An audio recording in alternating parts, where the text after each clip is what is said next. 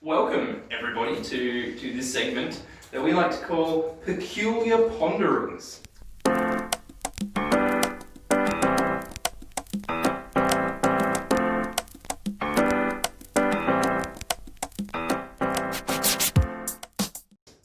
We're here with Josh, and got Stacey too.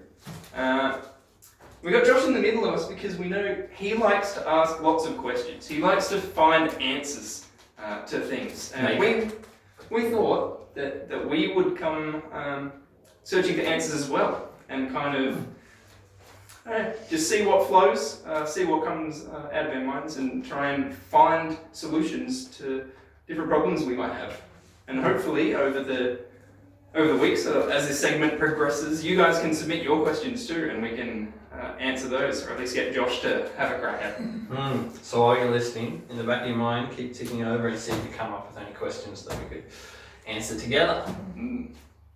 Have you brought anything with you, Josh? Is there anything on your mind this week?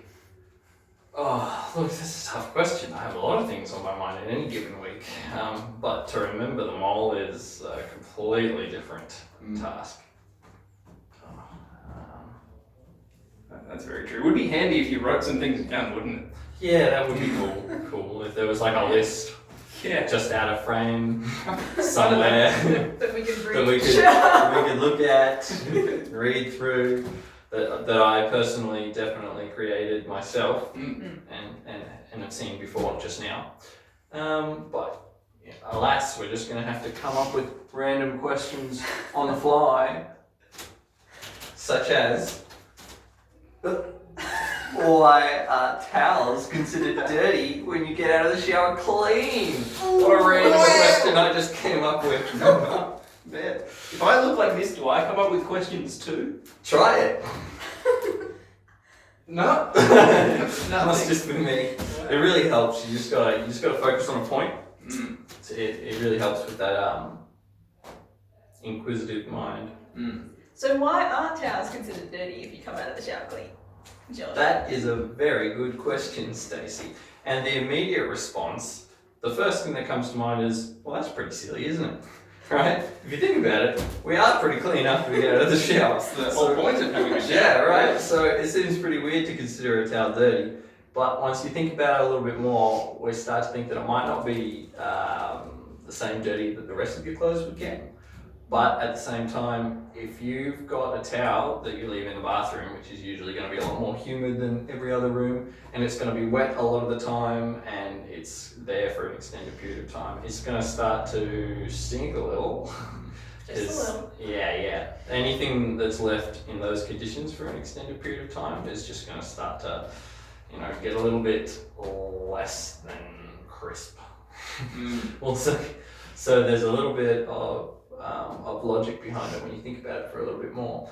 But I think another reason people may think of them as unclean is just more of a cultural thing, where some of the parts of our bodies are considered cleaner than others, and some of them, which are obviously going to come into contact with a towel, are considered a lot less clean. And so potentially that's a psychological and cultural sort of thing coming in there, where someone's towel might be considered unclean. Much like a toothbrush, there's going to be a lot of very personal germs coming into contact with that. Toothbrush does the cleaning, the towel just dries you. True. That doesn't do the cleaning process. Yeah, it doesn't do the cleaning process, so that's why it's more of a metaphorical sort of thing. But obviously there's still that element of it being wet, and even if you just have wet clothes and you leave them in a pile on the ground, they'll get a little moldy after a little while, so you gotta wash them, clean them up. So same sort of deal, I think. Especially those touch footballs English, isn't that right, Josh? Yeah, you should really wash them every week. No exceptions. Yeah, good idea. Air out your footy boots too. Yep. Smart. But on your point, Stace, toothbrushes, they clean your teeth. You got the toothpaste and the brushing, and obviously that all cleans that bit. Are the toothbrushes then cleaning themselves? Or do they remain dirty after you've brushed your teeth? I think you clean the toothbrush before you use it. You put it on Rinsing the it, water clean it. and, Okay. Maybe. and make sure that there's nothing on there, and then obviously toothpaste is going to help clean that. You know, have lots of basic sort of chemicals in there, which also always helps with cleaning. Well, it's like soap is self-cleaning, isn't it? Well, A block of soap is cleaning your hands, but if it is soap itself, then can it get dirty? I don't know. Yeah, so a similar thing with the toothpaste. It's because it's like it's going to be basic. It has its own chemicals which sort of you know, attack any germs or anything anyway. So it's going to be pretty clean itself.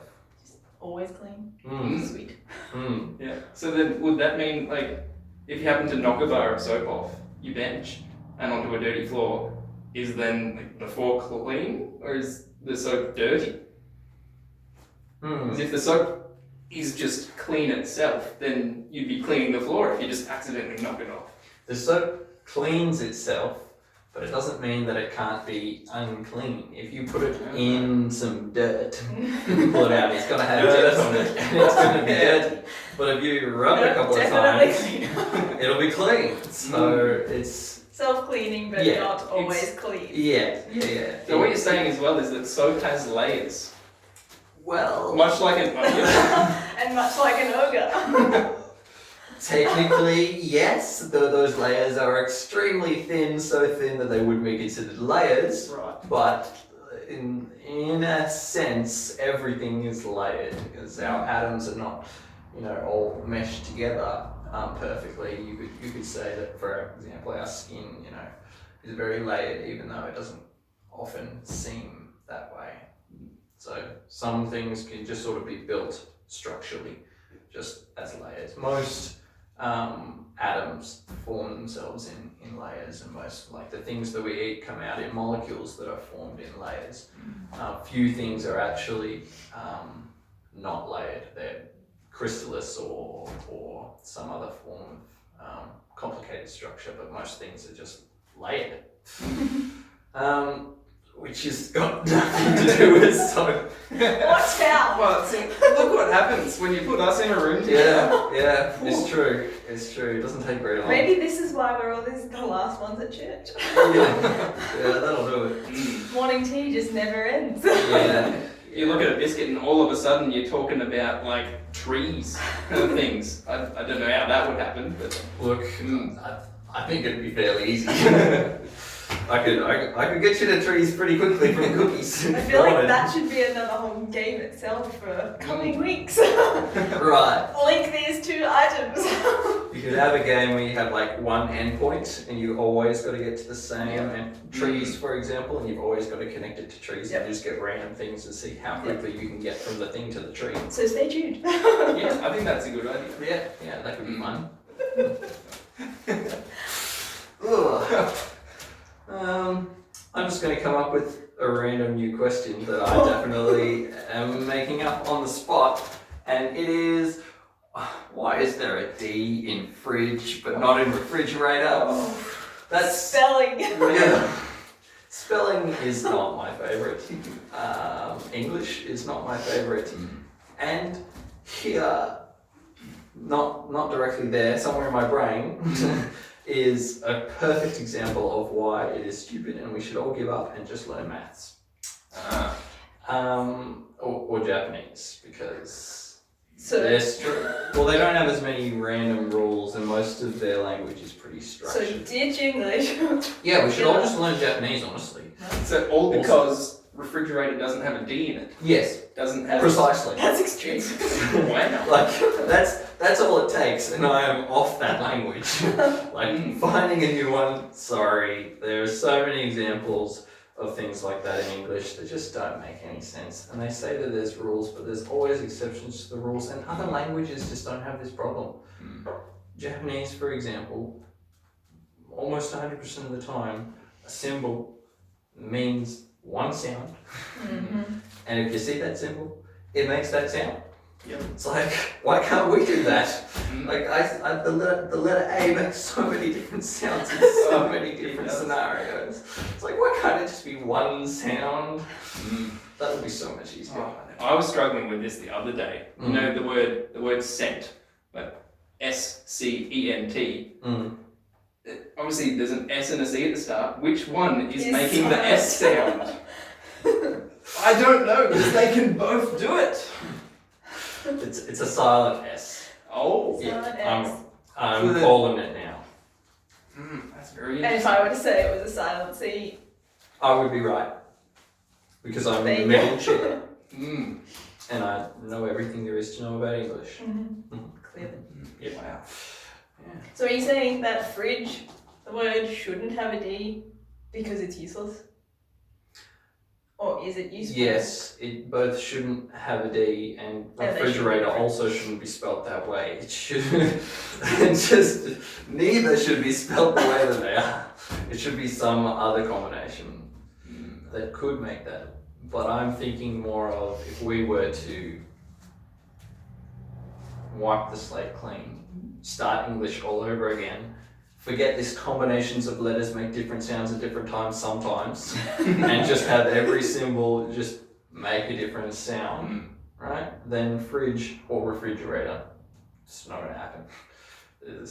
Look, you're gonna have to have different letters to make those different sounds, which would provide us with a lot more letters in our language, but at the same time, there are other languages that do it quite well. Apparently, I believe Italian, I think, has 20 characters and 20 sounds, like phonetic sounds, and they make it work. They, just have more combinations to make the words that they need to use. It's like, so we could do something similar pretty easily.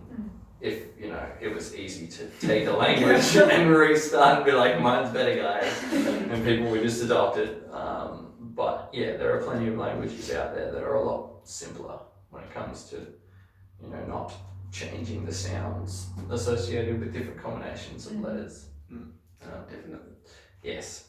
So in my ideal world, fridge and refrigerator are definitely not spelled the way that they are. Definitely not.